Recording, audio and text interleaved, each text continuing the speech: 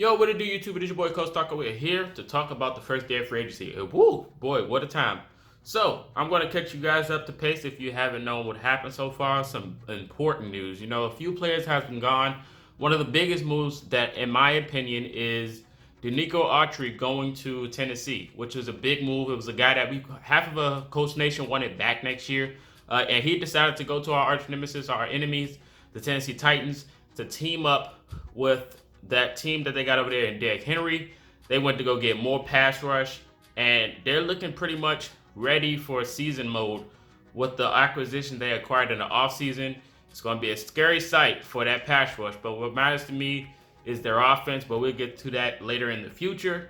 But in other news, a bunch of players that we want in Colts Nation is currently going to other teams because the Indianapolis Colts has not made any big moves.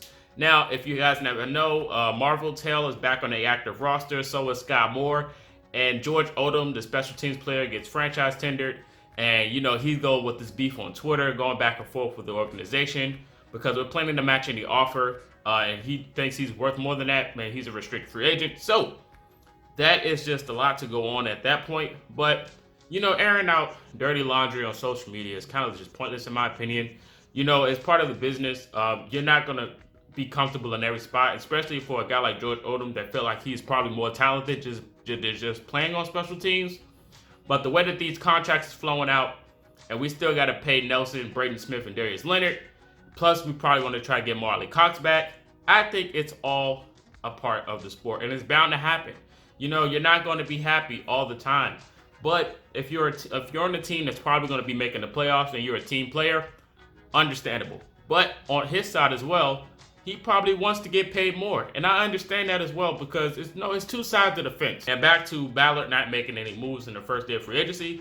Everybody is getting paid tons of money. Tons of money. The Patriots is making power moves. You got the Jets over there spending the bag. You got the Jaguars. They just got Shaquille Griffin. They spent like $1 billion or something like that. Something crazy. They spent a bunch of money in the first day of free agency, and the Colts just sat back and watched everything happen.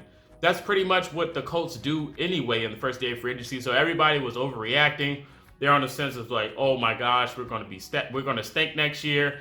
People were on the fire ballot train. It's just if you're not a real Colts fan, that's the only way you can expect things like this because we're used to not making any moves in free agency at the beginning. 2 years ago, there was a tweet came out that 2 years ago, we were in the same position, and the splash that we made was getting Justin Houston. And Justin Houston was a menace when he played for Indianapolis. He was a menace.